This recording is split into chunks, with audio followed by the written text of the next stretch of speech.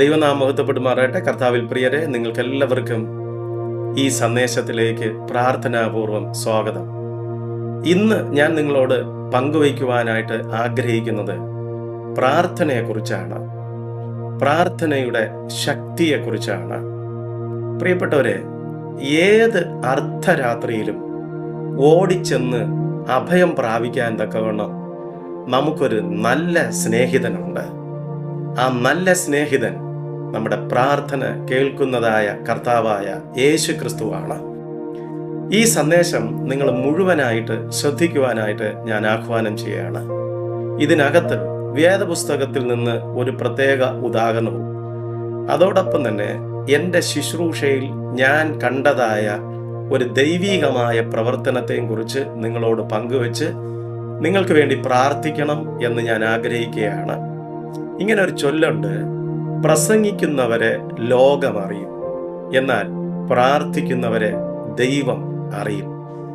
നാം രഹസ്യത്തിലാണ് ദൈവത്തിന്റെ സന്നിധിയിൽ മുട്ടുമടക്കി മധ്യസ്ഥ പ്രാർത്ഥന നടത്തുന്നതെങ്കിൽ ദൈവം നമ്മെ അനുഗ്രഹിക്കുമ്പോൾ അത് മറ്റുള്ളവർ കാണത്തക്ക വിധത്തിൽ അനുഗ്രഹിക്കുന്ന ദൈവമാണ്. അതുകൊണ്ട് തന്നെ ദൈവത്തിന്റെ സന്നിധിയിൽ മുട്ടുമടക്കുന്നതായ ഒരു ദൈവ പൈതലിനെ ലോകത്തിന്റെ മുമ്പിൽ മുട്ടുമടക്കാൻ സ്വർഗത്തിലെ ദൈവം ഒരിക്കലും ഇടവരുത്തുകയില്ല. പ്രാർത്ഥന ദൈവവുമായി നമ്മെ ബന്ധിപ്പിക്കുന്നതായിട്ടുള്ള ഒരു നെറ്റ്വർക്ക് പോലെയാണ്. യേശു കർത്താവ് ഈ ലോക ജീവിത യാത്രയിൽ നിരന്തരം പിതാവായ ദൈവവുമായിട്ടുള്ള ബന്ധത്തിലായിരുന്നു. അതുകൊണ്ട് തന്നെ യേശു ക്രിസ്തുവിന്റെ ജീവിതം ഒരു തികഞ്ഞ, ഒരു പൂർണ്ണമായ വിജയത്തിന്റെ ജീവിതമായിരുന്നു എന്ന് നമുക്ക് പറയാനായിട്ട് പറ്റും. പ്രാർത്ഥിക്കുന്ന ഒരു ജനതയെ തോൽപ്പിക്കാനായിട്ട് ഒരു ശക്തികൾക്കും സാധ്യമല്ല തന്നെ. ലൂക്കോസ് എഴുതിയ സുവിശേഷം 11-ാം അധ്യായം പ്രാർത്ഥനയെക്കുറിച്ച് പറയുന്നതായിട്ടുള്ള ഒരു അധ്യായമാണ്. യേശു ഒരു സ്ഥലത്ത് പ്രാർത്ഥിച്ചു കൊണ്ടിരുന്നു.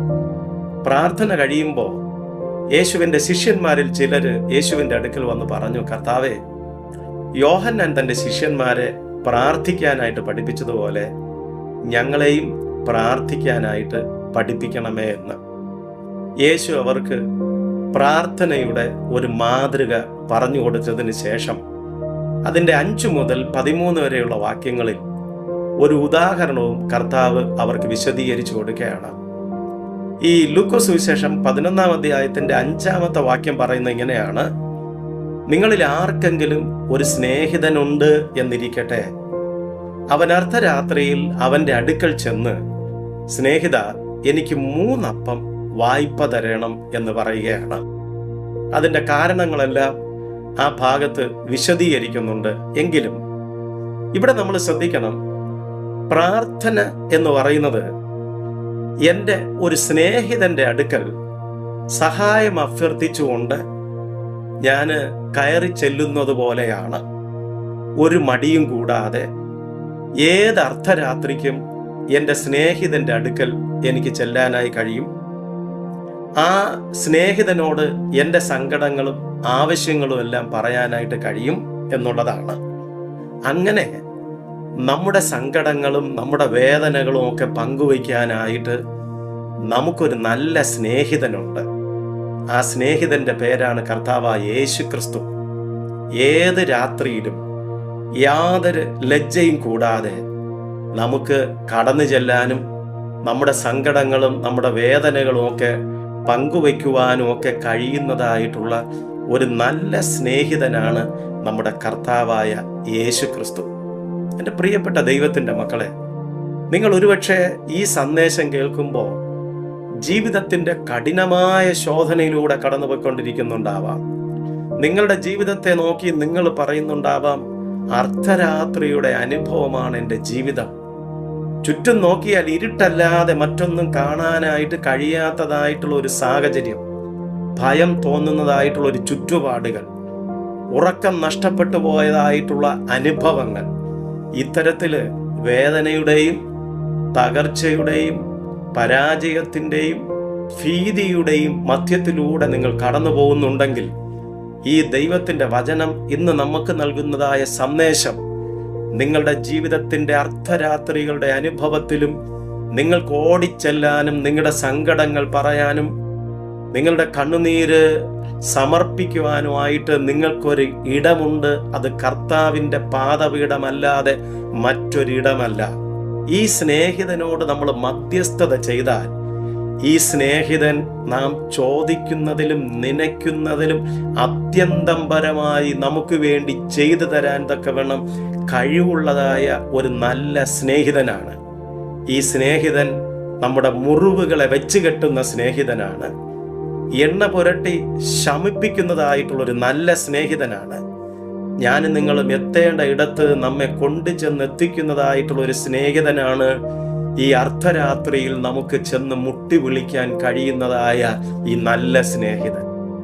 പ്രിയപ്പെട്ട സഹോദരങ്ങളെ, ഒരുപക്ഷെ ജീവിതം തന്നെ മടുത്തു, ജീവിതം ഒരു പരാജയമായി, ജീവിതത്തിന്റെ പ്രതീക്ഷകളെല്ലാം അസ്തമിച്ചു എന്ന് ചിന്തിച്ചുകൊണ്ട് നിങ്ങൾ ആയിരിക്കുന്നുണ്ടെങ്കിൽ നിങ്ങൾ ഇപ്പോൾ തന്നെ ദൈവത്തിന്റെ സന്നിധിയിൽ മുട്ടുമടക്കി കർത്താവിനോട് പ്രാർത്ഥിക്കുക. നിങ്ങളുടെ സങ്കടങ്ങൾ തുറന്ന് കർത്താവിന്റെ സന്നിധിയിൽ പങ്കുവയ്ക്കുവാനായിട്ട് ഞാൻ നിങ്ങളെ ആഹ്വാനം ചെയ്യുകയാണ്. നോക്കണം, ഈ ഉപമയിൽ പറഞ്ഞിരിക്കുന്നതായിട്ടുള്ള സ്നേഹിതൻ തൻ്റെ അടുക്കൽ ചെന്നതായിട്ടുള്ള അയൽക്കാരന് അവൻ വേണ്ടുന്നിടത്തോളം, അവൻ ചോദിച്ചത് 3 അപ്പമാണ്, പക്ഷെ കൊടുത്തപ്പോൾ അവന് വേണ്ടുന്നിടത്തോളം കൊടുത്തു. നമ്മൾ ചോദിക്കുന്നതിൽ പരിമിതികളുണ്ടെങ്കിലും നമുക്ക് തരുന്നതിൽ പരിമിതികളില്ലാത്തതായ ഒരു ദൈവമാണ് നമ്മുടെ കർത്താവ്. നമ്മൾ വേണ്ടും വണ്ണം ചോദിക്കേണ്ടത് എന്തെന്നറിയാതിരിക്കുമ്പോഴും നമുക്ക് വേണ്ടുന്നിടത്തോളം തന്ന് സഹായിക്കുന്നതായിട്ടുള്ള ഒരു നല്ല കർത്താവിനെയാണ് നമ്മൾ വിശ്വസിക്കുകയും ആരാധിക്കുകയും ചെയ്യുന്നത്. ഇവിടെ ഈ ചോദിച്ചതിനേക്കാൾ അധികം, അതായത് ആ സഹോദരൻ ചെന്ന് മുട്ടി വിളിച്ചപ്പോൾ അവൻ വേണ്ടുന്നിടത്തോളം കൊടുത്തു എന്നാണ് ഈ വേദഭാഗത്തിനകത്ത് നമ്മൾ പഠിക്കുന്നത്. അതിന് 2 കാരണങ്ങളുണ്ട്. ഒന്ന്, അവിടെ പറഞ്ഞിരിക്കുന്നത് അവൻ സ്നേഹിതനാകൊണ്ട് എഴുന്നേറ്റ് കൊടുക്കാനായിട്ട് തടസ്സങ്ങൾ ഉണ്ട് എങ്കിൽ തന്നെയും കൊടുത്തു എന്നാണ്. നമ്മൾ മനസ്സിലാക്കണം, നാമും കർത്താവിൻ്റെ സ്നേഹിതരായിരുന്നാൽ നാം എന്ത് ചോദിച്ചാലും കർത്താവ് നമുക്കത് തരും. യോഹന്നാൻ എഴുതിയ സുവിശേഷം 15-ാം അധ്യായം അതിൻ്റെ 14-ാമത്തെ വാക്യം പറയുന്നത് ഇങ്ങനെയാണ്: ഞാൻ നിങ്ങളോട് കൽപ്പിക്കുന്നത് ചെയ്താൽ നിങ്ങൾ എൻ്റെ സ്നേഹിതന്മാർ തന്നെ. എങ്ങനെ നമുക്ക് യേശുവിൻ്റെ സ്നേഹിതനാകാൻ കഴിയും? യേശു ക്രിസ്തുവിൻ്റെ കൽപ്പനകൾ പ്രമാണിക്കുന്നതിലൂടെ, അനുസരിക്കുന്നതിലൂടെയാണ് നാം ചോദിക്കുന്ന എന്തും ദൈവം നമുക്ക് തന്ന്, നാം ചോദിക്കുന്നതിൽ ഉപരിയായി നമ്മുടെ ആഗ്രഹങ്ങളെ സാധിപ്പിച്ച് ദൈവം നമുക്ക് മറുപടി നൽകുന്നത്. അതുകൊണ്ട് തന്നെ കർത്താവിൻ്റെ ആ കൽപ്പനകൾ, ദൈവം നമ്മളോട് എന്താവശ്യപ്പെടുന്നുവോ അതനുസരിക്കാനായി, ചില വിട്ടുവീഴ്ചകൾക്ക്, ചിലതെല്ലാം വിട്ടുകളയാനായിട്ട്, ദൈവത്തിൻ്റെ സന്നിധിയിൽ താണിരിക്കാനായിട്ട് നമുക്ക് മനസ്സുണ്ടെങ്കിൽ ജീവിതത്തിൻ്റെ അർദ്ധരാത്രികളുടെ അനുഭവങ്ങളിൽ നമുക്ക് മറുപടി തന്ന് നമ്മളെ സഹായിക്കാനായിട്ട് കർത്താവ് മതിയായവനാണ്. 2ാമത് ഇവിടെ പറയുന്നത് അവൻ ലജ്ജ കൂടാതെ മുട്ടുക നിമിത്തം അവന് എഴുന്നേറ്റ് കൊടുത്തു എന്നാണ്. എന്നിട്ട് താഴോട്ട് നമ്മൾ വായിക്കുന്നത് അതിൻ്റെ 8-ാമത്തെ വാക്യത്തിൽ കർത്താവ് പറയുന്നു, യാചിപ്പീൻ എന്നാൽ നിങ്ങൾക്ക് ലഭിക്കും, അന്വേഷിപ്പീൻ എന്നാൽ നിങ്ങൾ കണ്ടെത്തും എന്നാണ്. ലജ്ജ കൂടാതെ മുട്ടുക നിമിത്തം അവന് വേണ്ടുന്നത് കൊടുത്തു എന്നാണ്. ഇംഗ്ലീഷിൽ പറഞ്ഞിരിക്കുന്നത് ഹിസ് പെർസിസ്റ്റൻസ് എന്നാണ്, സ്ഥിരത. നമുക്ക് ദൈവം നമ്മളെ സഹായിക്കണോ, ദൈവത്തിൻ്റെ ഇടപെടൽ നമുക്ക് കാണണമോ, പ്രാർത്ഥനയിൽ നമുക്ക് സ്ഥിരതയുണ്ടായിരിക്കണം. മടുത്തു പോകാതെ വിശ്വാസത്തോടെ ദൈവം എൻ്റെ പ്രാർത്ഥനയ്ക്ക് മറുപടി തരുമെന്ന് ഉറപ്പോടുകൂടി കർത്താവിൻ്റെ സന്നിധിയിൽ നമ്മൾ പ്രാർത്ഥിക്കുമെങ്കിൽ ദൈവം നമ്മൾ ചോദിച്ചതിനേക്കാൾ തന്ന് ദൈവം നമുക്ക് നൽകാൻ മതിയായവനാണ്. ഒരുപക്ഷെ ഈ സന്ദേശം കേൾക്കുമ്പോൾ നിങ്ങളുടെ ജീവിതത്തിൽ ഇനി ഒരു സാധ്യതയില്ല എന്ന് വിചാരിക്കുന്നുണ്ടാവാം, എല്ലാ വഴികളും അടഞ്ഞു എന്ന് ചിന്തിക്കുന്നുണ്ടാവാം. പക്ഷെ പ്രിയപ്പെട്ടവരെ, കർത്താവ് ഒരു വഴി നിങ്ങൾക്ക് വേണ്ടി തുറന്നാൽ അതാർക്കും അടയ്ക്കാനായിട്ട് കഴിയുകയില്ല. ദൈവം നിങ്ങൾക്ക് വേണ്ടി ഒരു അത്ഭുതം ചെയ്താൽ അതിനെ തടയാനായിട്ട് ഒരു ശക്തിക്കും ആവില്ല എന്ന് നിങ്ങൾ ഈ സമയം വിശ്വസിക്കണം, ഓർക്കണം. പ്രിയപ്പെട്ടവരെ, 2 കാര്യങ്ങളാണ് ഈ അയൽക്കാരന് വേണ്ടി സ്നേഹിതൻ വേണ്ടുന്നത് കൊടുക്കാനുള്ള കാരണം. ഒന്ന്, ആ മനുഷ്യൻ സ്നേഹിതനാകൊണ്ടാണ് കൊടുത്തത്. നമ്മൾ യേശുവിൻ്റെ സ്നേഹിതരായി തീരുക. പ്രാർത്ഥനയിൽ മടുത്തു പോകാതെ സ്ഥിരതയോടുകൂടി പ്രാർത്ഥിക്കണം. മറുപടി ലഭിക്കുവോളം പ്രാർത്ഥിക്കണം. യാചിച്ചുകൊണ്ടേയിരിക്കണം, മുട്ടിക്കൊണ്ടേയിരിക്കണം. അവിശ്വസിക്കാതെ വിശ്വാസത്തോടുകൂടെ ദൈവത്തിൻ്റെ സന്നിധിയിൽ നിങ്ങൾ യാചിച്ചുകൊണ്ടിരിക്കുമെങ്കിൽ കർത്താവ് നിങ്ങളുടെ ജീവിതത്തിൻ്റെ അനുഭവങ്ങളുടെ മധ്യത്തിലേക്ക് ഇറങ്ങി വരിക തന്നെ ചെയ്യും. ചില വർഷങ്ങൾക്ക് മുമ്പ് ഒരു സ്നേഹിതൻ എന്നെ വിളിക്കാനിടയായി. അദ്ദേഹത്തിന് എന്നെ നേരത്തെ അറിയാം. ഞാൻ അദ്ദേഹത്തിൻ്റെ വീട്ടിൽ പല പ്രാവശ്യം പ്രാർത്ഥനയ്ക്ക് വേണ്ടി പോയിട്ടുണ്ട്. ഈ സ്നേഹിതൻ എന്നെ വിളിക്കുമ്പോൾ അദ്ദേഹം എന്നോട് എന്തിനാണ് അദ്ദേഹത്തിൻ്റെ വീട്ടിലേക്ക് ചെല്ലേണ്ടത് എന്നുള്ളതിനെ കുറിച്ച് എന്നോട് പറഞ്ഞില്ല. പക്ഷേ ഞാൻ ദൈവത്തിൻ്റെ സന്നിധിയിൽ ചില സമയങ്ങളിൽ നിന്ന് മുട്ടിന്മേൽ നിന്ന് പ്രാർത്ഥിച്ചു, കർത്താവേ, എൻ്റെ ഈ സ്നേഹിതൻ എന്നെ പ്രാർത്ഥനയ്ക്കായിട്ട് വിളിച്ചിരിക്കുകയാണ്. ദൈവം, ഞാൻ എന്തിനു വേണ്ടിയിട്ടാണ് പ്രാർത്ഥിക്കേണ്ടത് എന്ന് ദൈവത്തിൻ്റെ സന്നിധിയിൽ ആവശ്യപ്പെടുമ്പോൾ പെട്ടെന്ന് ഹൃദയത്തിനകത്ത് ഒരു ആലോചന ദൈവം തന്നു. ദൈവം പറഞ്ഞു, നീ പോയി അവനെ ആശ്വസിപ്പിച്ച് പ്രാർത്ഥിക്കുവാനായിട്ട് പറഞ്ഞു. അങ്ങനെ ഞാൻ ആ വീട്ടിലെത്തിച്ചേർന്നു. അവരോട് പല കാര്യങ്ങളും സംസാരിച്ചുകൊണ്ടിരുന്നു. പ്രാർത്ഥിക്കാനായിട്ട് എഴുന്നേൽക്കുമ്പോൾ ഞാൻ ആ കുടുംബത്തോട് ചോദിച്ചു, നിങ്ങൾ എന്നെ പ്രാർത്ഥനയ്ക്കായിട്ട് വിളിച്ചു, എന്താണ് പ്രാർത്ഥനാ വിഷയം? ഞാൻ എന്തിനു വേണ്ടിയാ പ്രാർത്ഥിക്കേണ്ടത് എന്ന് ചോദിക്കുമ്പോൾ ആ ഭവനത്തിലെ സഹോദരനും സഹോദരിയും കൂടി എൻ്റെ കാലിൽ വീണ് കെട്ടിപ്പിടിച്ചുകൊണ്ട് പറയാണ്, എൻ്റെ മകന് വേണ്ടി പ്രാർത്ഥിക്കണം, എൻ്റെ 1 വയസ്സ് പ്രായമുള്ള കുഞ്ഞിനു വേണ്ടി പ്രാർത്ഥിക്കണം. അവന് ചില ദിവസങ്ങളായി പനിയുടെ പ്രയാസത്തിലാണ്. പ്രിയപ്പെട്ടവരെ, ഈ മാതാപിതാക്കള് ഇങ്ങനെ മുട്ടിപ്പായി കണ്ണുനീരോടുകൂടി അവരുടെ സങ്കടം പറയുന്നതിനും ഒരു കാരണമുണ്ട്. അവർക്ക് മൂത്ത ഒരു ആൺകുഞ്ഞുണ്ടായിരുന്നു. ആ കുഞ്ഞിനും 7 മാസം പ്രായമാവുമ്പോൾ ഇപ്പോ ഈ ഇളയ കുഞ്ഞിന് വന്നതായിട്ടുള്ള ഈ അസുഖം വന്ന് ആ കുഞ്ഞ് മരണപ്പെടുവാനായിട്ട് ഇടയായി. ആ കുഞ്ഞിന്റെ രോഗം എന്താണെന്നോ ഈ കുഞ്ഞ് മരണപ്പെടാനുള്ള കാരണം എന്താണെന്നോ ഡോക്ടർമാർക്കൊന്നും കണ്ടെത്താനായിട്ട് കഴിഞ്ഞില്ല. അങ്ങനെ ആ കുഞ്ഞ് മരണപ്പെട്ടതിൻ്റെ ആഘാതത്തിൽ നിന്ന് കരകയറാൻ കഴിഞ്ഞത് ഈ 2ാമത്തെ കുഞ്ഞിനെ ദൈവം തമ്പുരാൻ ദാനമായി നൽകിയപ്പോഴാണ്. ആ കുഞ്ഞിന് 1 വയസ്സ് പ്രായം തികഞ്ഞ് പിറ്റേ ദിവസമാണ് ഈ മൂത്ത കുഞ്ഞിന് വന്നതായ അതേ അസുഖം വരാനായിട്ട് ഇടയായി തീർന്നത്. അപ്പൊ ആ കുഞ്ഞിനു വേണ്ടി പ്രാർത്ഥിക്കണമെന്ന് അവരപേക്ഷിക്കുമ്പോൾ അവർക്കറിയാം തൻ്റെ മൂത്ത കുഞ്ഞിന് വന്ന അതേ സ്ഥിതിവിശേഷം ഈ കുഞ്ഞിനും വരാനായിട്ട് സാധ്യതയുണ്ട്. എന്ത് ചെയ്യും? ആരുടെ അടുക്കൽ പോകും? ഏത് ഡോക്ടറെ കാണണം? ഒരു സാധ്യതകളുമില്ല. അവർ ജീവിതത്തിൻ്റെ അർദ്ധരാത്രിയുടെ അനുഭവത്തിലെത്തി. ഇനി അവർക്ക് സഹായം എന്ന് പറയുന്നത് കർത്താവായ യേശുവിൻ്റെ പാദപീഠം മാത്രമായിരുന്നു. അതുകൊണ്ട് അവര് എന്നെ വിളിച്ചിട്ട് എന്നോട് ആ സങ്കടം പറഞ്ഞ് അവരെൻ്റെ കാൽക്കൽ വീണ് കരയുകയാണ്. ഇവർ ഈ സങ്കടം പറഞ്ഞ് കാൽക്കൽ വീണ് കരയുമ്പോൾ ഇവരോട് എന്ത് മറുപടി പറയണമെന്ന് എനിക്കറിയില്ല. എൻ്റെ കണ്ണുകളും നിറഞ്ഞൊഴുകാനായിട്ട് ഇടയായി തീർന്നു.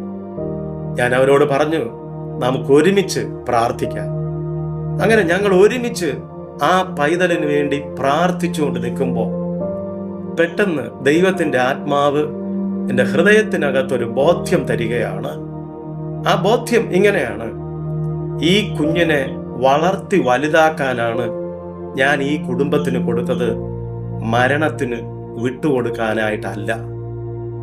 ഈ ഒരു ബോധ്യം എന്നെ വിശ്വാസത്തിൽ പെട്ടെന്ന് ഉറപ്പിക്കാനിടയായി.